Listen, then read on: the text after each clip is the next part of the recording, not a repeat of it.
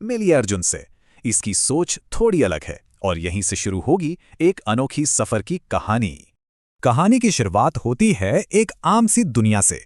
अर्जुन के लिए वो है ये शांत सा गांव, एक आम सी चेतावनी।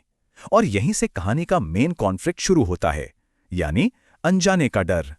पर फिर एक रात अंधेरे से एक आवाज आती है जो उसका नाम पुकारती है, और बस उसका सफर शुरू।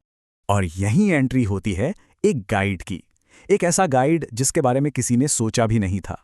इस गाइड का काम है अर्जुन को आगे आने वाली चुनौतियों के लिए तैयार करना। तो अब दांव पर बहुत कुछ लगा है। ये सफर है छिपी हुई चीजों का सामना करने का। इस अजीब सी चेतावनी के साथ अर्जुन अपनी आम जिंदगी को पीछे छोड़ देता है। वो एक जादुई दुनिया में कदम रखता है।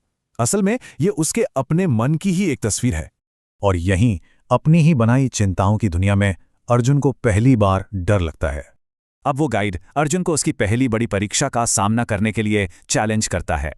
उसका डर अब एक असली रूप ले लेता है, एक बहुत बड़े दहाड़ते हुए राक्षस का। यही असली टेस्ट है।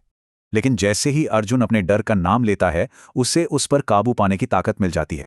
वो राक्षस धुएं में गायब हो जाता है। अर्जुन ने ये परीक्षा पास कर ली है।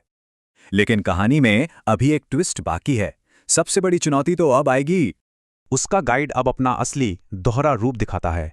वो दोस्त भी है और दुश्मन भी। और यहीं असली लड़ाई सामने आती है, रोशनी और अंधेरे के बीच की एक अंदरूनी जंग। इस आखिरी इम्तिहान में अर्जुन एक बहुत बड़ा और अहम फैसला लेता है। इसका मतलब ये नहीं कि उसने अंधेरे को खत्म कर दिया, बल्कि उसे काबू करना सीख लिया है। अर्जुन सुबह अपनी दुनिया में वापस तो आ जाता है, पर अब वो पहले जैसा नहीं रहा। तो अर्जुन की कहानी से कुछ जरूरी बातें पता चलती हैं, जैसे कि डर को हम जितनी ताकत देते हैं वो उतना ही ताकतवर होता है। ये कहानी आखिर में एक सवाल छोड़ जाती है। ऐसा कौन सा अंदर का डर है जिसका सामना करने पर वो गायब हो जाए?